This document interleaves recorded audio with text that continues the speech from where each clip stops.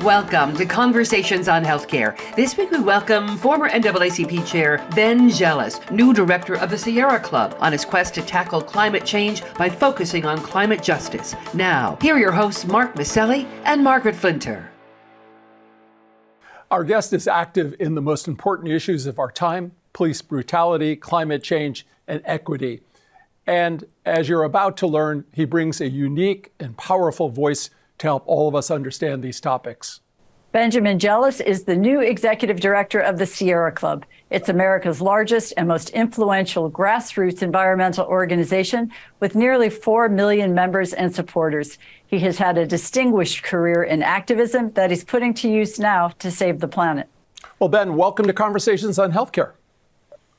Thank you. It's good to be here. Yeah, and of course we want to address the environment, but you used to lead the NAACP, and we think it's essential to start with the death of Tyre Nichols in Memphis. There are louder and louder calls for police reform to deal with what's seen as a systemic issue in law enforcement. Tell us what should be done. We have to get right to the root of the problem, which is, frankly, how law enforcement started it in this country tells us how it needs to be shifted. Law enforcement throughout our country started as a colonial project. In some areas, it was slave patrols. In other areas, it was redcoats. In other areas, it was Spanish colonial forces. Some places, it was the U.S. cavalry. Why is that important? Because we do such little training in things like use of force, just one day at the average academy, for instance, that it's actually the culture of the department that defines how force is used, even more than the law itself. And it's time for us to press pause and ask, what do we need to keep us safe in the 21st century? Towns that have done that, places like where Cornell University is based, Ithaca, have figured out a couple of things. One is you don't actually need police for traffic stops. A lot of the worst things happen during traffic stops. We use meter maids for meters. We can use people who are unarmed for traffic stops. And frankly, that would take care of a lot. Something else they've figured out is that about 3/4 of the people who apply to be officers come from the 1/10 of the American population that has an authoritarian personality, that has the type of personality that the person feels the need to be respected no matter what. And that's a lot of what you saw in that video, was officers demanding that Tyre simply do what he's told, whether it's right or not, whether it's just or not. And that's a real problem. The city of Ithaca, the last 8 years, has added a second psychological test with a lie detector to detect people who have authoritarian personalities. And 3 out of 4 officers who apply, they have to turn down for that reason. But what they've seen is they don't get the same complaints that they do against the group of officers who were selected prior to that change.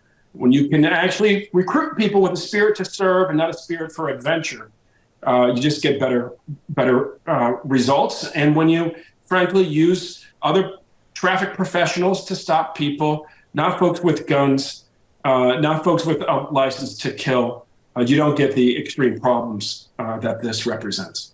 Well, thank you, Ben, so much for those insights.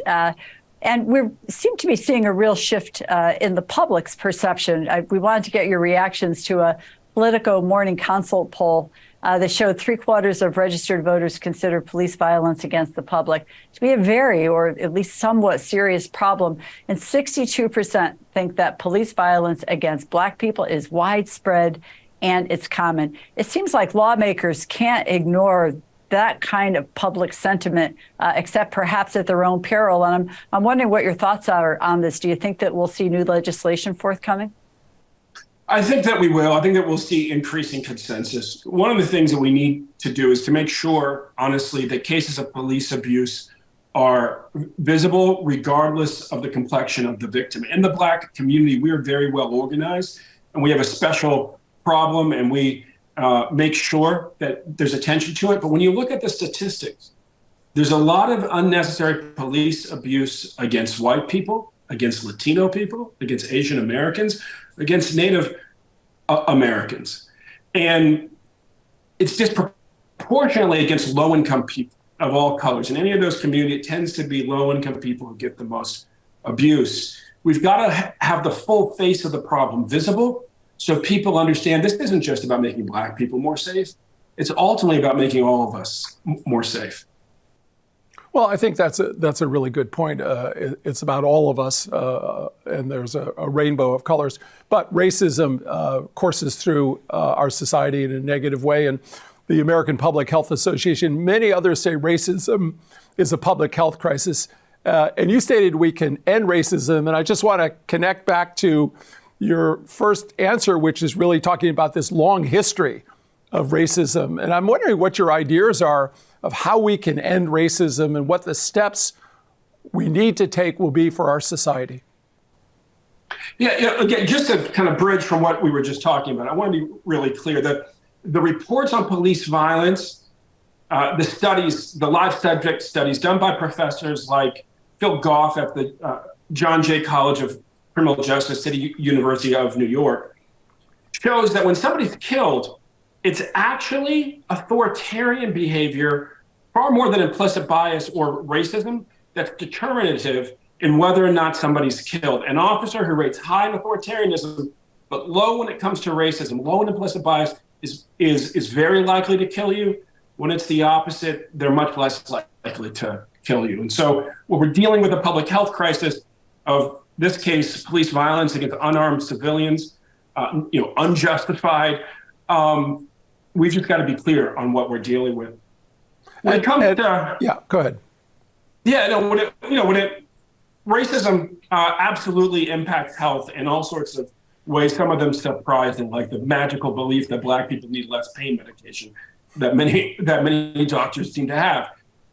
With that said, at the end of his life, Dr. King was trying to get us to all recognize that racism, in addition to being like a boot on the back of Black people, if you will, is ultimately a wedge that's used to divide our society.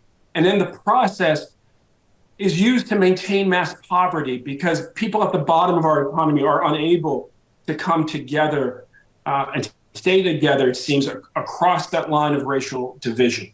And that's why, as I discussed in my book, Never Forget Our People Were Always Free, you see a change in the definition of race and of racism in the early 1700s, 100 years after the experiment starts down in Virginia. Prior to that, race was a word for tribe. After that, race was part of this fiction, this pseudoscientific fiction that there were multiple human races and that Black people were somehow subhuman.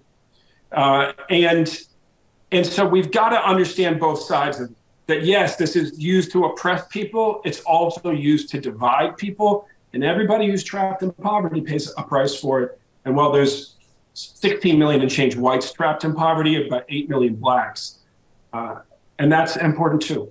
But in the issue of the health, we just had Dr. Louis Sullivan on our show, who graduated in 1954, the year of the Brown versus Board of Education landmark decision. And he noted that there were 2% Black physicians in the country at that time.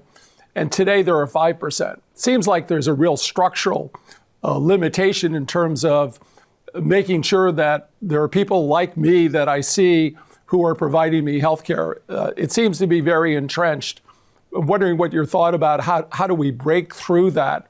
Because that's a long-term challenge for us, and it doesn't seem like we're making any progress from 1954 to 2023. That's not the type of increase that we would expect. Yes, it's we see down in Florida, you get a hint on it. The governor of Florida wants to ban teaching of Black history in high schools, AP level Black history. What he doesn't want to talk about is that under his tenure, the state schools, I think, have gone from around 30th to around 35th in the country. And so when we're talking about things like creating doctors in the Black community, you can't separate it from the fact that our community is disproportionately poor. And so you deal with hurdles that are related to race and discrimination of people based on color, but you're also dealing with hurdles often much bigger that are based on the systematic undereducation of poor people of all colors in our society. And what makes it hard to really understand it is that our country is much more comfortable talking about racism then we are talking about the continued discrimination and obstacles for the poor to really realize their full potential, make their full contribution to society. And when you study poor whites, when you actually control for poverty, you see that a lot of these hurdles are just simply much more universal. And so Dr. Sullivan's right. We do need to deal with the racial barriers that are there. I teach at the University of Pennsylvania. It is heartbreaking to hear what Black students are subjected to, the way that they're isolated from other students because, again, of these lingering notions that somehow Black people are less intelligent or less capable. And that's heartbreaking and it's wrong. And yet, we have, such a high percentage of the Black community has been trapped in poverty so long. We would be fools if we thought that the only barriers are racial discrimination. It's also simply the systematic undereducation of children in low-income families in this country. Well, Ben, thank you again for sharing those insights with us. And if I may, I'd like to talk with you now about the environment.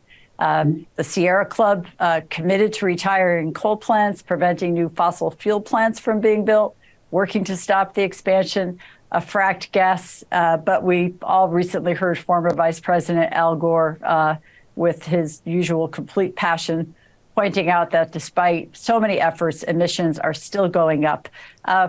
As you tackle your new role, what are your thoughts? Why are we not making more progress to save the planet? We fundamentally have to decide that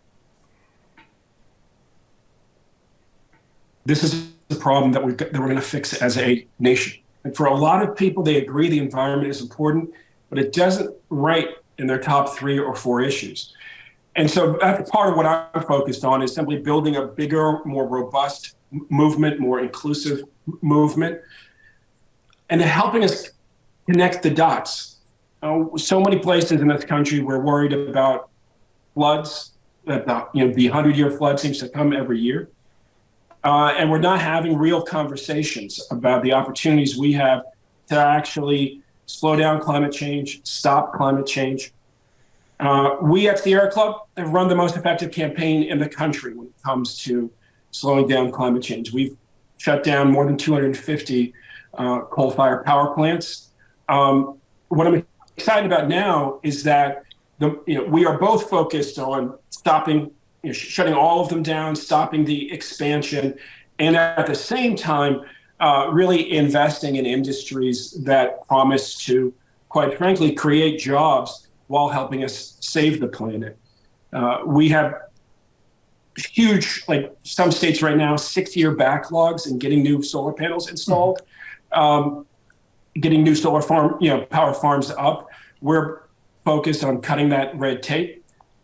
We as a country need a greater sense of urgency, and I'm hopeful, quite frankly, that the Inflation Reduction Act, the associated infrastructure bill, all the resources there for building new industry, for expanding solar and wind capacity, will ultimately have Al Gore happier in a few years. I think we're turning that corner right now.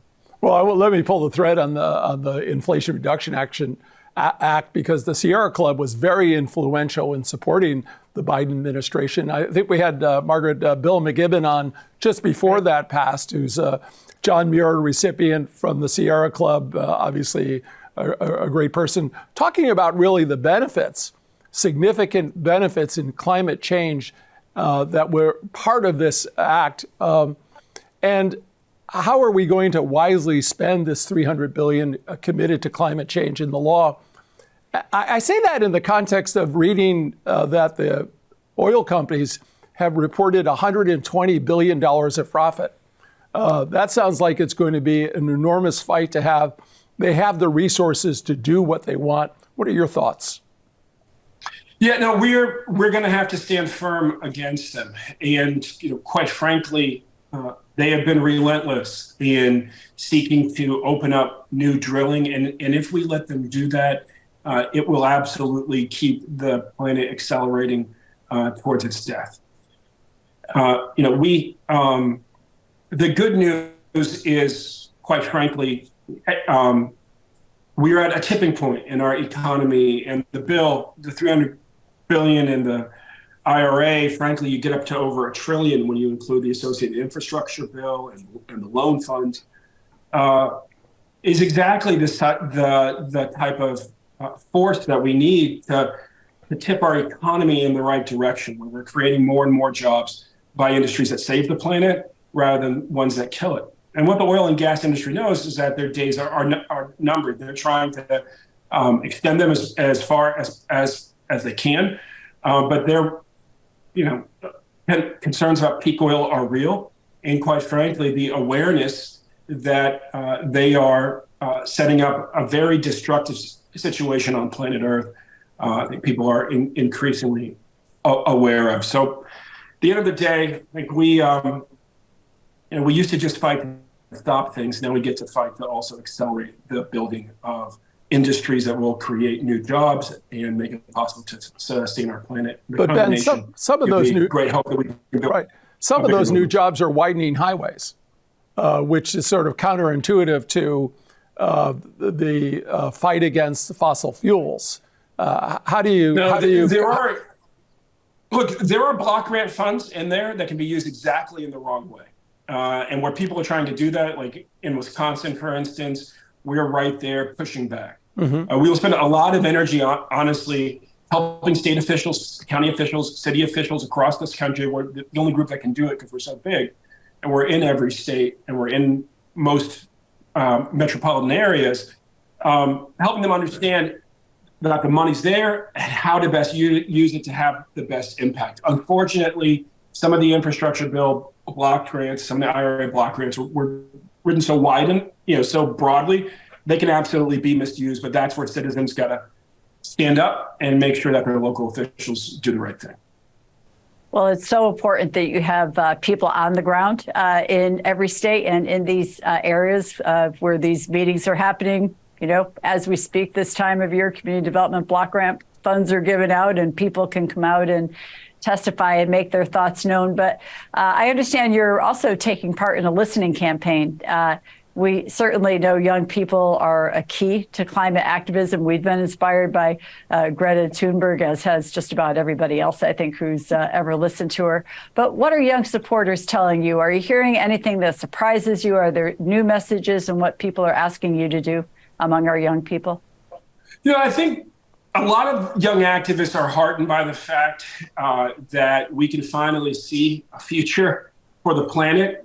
There are things we have to do that every nation has to do, but there's a path there. I just got back from being in Seattle with a bunch of young people who, quite frankly, fell in love with the outdoors during COVID, and it's really led them into greater activism. And that gives me, frankly, a great sense of hope. Our theory at the Sierra Club for 130 years is the more people you get into the most beautiful places in the outdoors, the more people we will have that are committed to saving the planet, to preserving the wild places and wildlife. And it's nice to see that cycle continuing to work with today's young people and to know that COVID in an odd way helped to speed it up. Interesting. I want to get back to the young people and their activism. When you were younger and led the NAACP, not that you're old now, but just you were quite young. I just turned 50, so my age. I know. You can't shut up. It just kicked in. Just feel like you've been declared old. But the NAACP, its climate justice program, issued a report assessing the impact of the nation's nearly 400 coal power plants on people of color in low-income communities. And now you're getting involved, as you've said, in local campaigns around industrial pollution, power grid, which really, again, affect vulnerable populations. I'm wondering, in addition to getting young people into the right physical environment, what are your other thoughts about how do we empower those without political power? And that's just not young people. That's sort of a writ large. So many people feel this is too large. I don't know what I can do because this problem is so large. How can I meaningfully be engaged? The good news is that there's need for people to be engaged literally every place in this country. The front line of fighting climate change runs through every state capital. It runs through every county government. It runs through every city government. And so people can really take on sort of the jurisdiction that that they feel comfortable with, they feel like they can have an impact in, and showing up and speaking out really does make a difference. I think as organizers, we often take the old for granted at our peril. You know, the activists at any point in American history tend to come from around or below university age or around or above retirement age, because both groups perceive themselves as having disposable time, and both are eager to change the planet. One's about to take control of it, wants it improved. One's about to leave it and find their legacy. And as I move into being sort of amongst the elders, if you will, I had a grandfather who didn't live to see 44, so 50 for me feels like a real milestone. I'm just kind of increasingly reminded of our responsibility to organize multi-generationally, to not take the old for granted, and we see again real hope because as it moves. You know, when I was in Congress, it was easy for people to feel disconnected. Big bill has to get through Congress. What can I do from here? But now that the decisions are being made at every city council, at every county government, at every state government, there's just a role for everybody to play. So I encourage people to go to sierraclub.org, sign up, and get active with us, and we'll plug you in where you are and how you want to be involved. Well, Ben, I'm going to give you an opportunity to maybe focus on another large sector, if you will, within the country that can make a difference. Our audience is made up of many people who work in, practice in, or get their health care in community health centers around the country. 30 million people from 1,300 organizations, 9,000 sites. What can they do to address health equity, climate justice, racism? Do you see that as another lever that can be activated to try and make a difference on these issues? Oh, absolutely. I mean, there's so many things to be done with community health clinics and the people who rely on them. I have family members who do, and we're very supportive of Total Health Care in Baltimore, which is a federally funded health clinic. And one, honestly, is to really speak up about what has impacted them, what has impacted their families. If people are coming in with kids with asthma and actually drawing the connection for the city council person, making them understand that their constituents get it. That, for example, if you're in West Baltimore, Total Health Care, again, is the federally funded health clinic that serves that area. We still have a trash incinerator that blows right over West Baltimore, a bunch of incinerated trash. And it goes right into the lungs of young people. It drives up the asthma. Still operating buses that are dirty buses spewing out things that irritate people's respiratory system. Both of those are problems that can be fixed. We have the power to generate power for this region without relying on burning trash. And we have the power to power buses and funds in the Inflation Reduction Act and associated bills to buy buses for cities, so they can drive through those neighborhoods and not worsen, the asthma epidemic. So I would encourage people to take a moment to think about how their government might be able to make sure, at least that the next generation didn't have to cope with what they've had to cope with, the things that keep them coming back to the clinic in many cases, and speak out and get involved. I really like the optimism of we have the power and people need to connect themselves to that. I think our audience knows that this is Black History Month, and you've written about your family's own history in your new book. First of all, congratulations. The title is Never Forget Our People, We're Always Free, a parable of American healing. I wonder if you could just share with our audience, you've had such a remarkable life with such an incredible arc, always working towards justice and doing the right thing with so many world figures. But tell us about the book and also your family roots. Sure. This book was quite a journey for me. In the middle of writing it, I figured out that our family was cousins to Robert E. Lee, and my head kind of exploded. I had the NAACP. It's kind of like the last person you expect to find in the family tree anywhere was the head of the Confederate Army. But there he was. And it really forced me to kind of wrestle with the fact that we are much more of an American family than we realize. We are much more connected than we realize. Barack Obama and I are both cousins to Dick Cheney, the former Vice President Dick Cheney. Just think about that. And separately through different, branches of family trees. My book is really written with an urgent desire to help us see how much we have in common, including the struggles that we face. One thing that's thought to be unique in this country is handgun deaths. That really uniquely impacts Black people, young Black men. And yet we don't even talk about the fact that there is a higher rate of suicide amongst old white men than there is homicide amongst young Black men. The two things, by the way, what drives that suicide rate, what drives that homicide rate, the factors, there's a lot that actually overlap, right, including that both tend to go up in the wake of areas where factories have been closed, for instance. And so one of the things I talk about in the book when it comes to health is the importance of showing the full face of the problem. When we pretend that the poor, for example, are all or mostly Black, public opinion shifts in a negative way towards everything public, including public health. When we show the full face, when we show that there are twice as many whites in poverty as Blacks, for instance, as far as the numbers, 16 million and change versus 8 million and change. When the photographs reflect that full diversity, public opinion shifts in a positive way because people see themselves reflected in the problem. An example of that is the opiate pandemic, really, in our country. For the longest time, we pretended like it was just a Black problem, and the response was, this is criminal, and we need to lock these people up.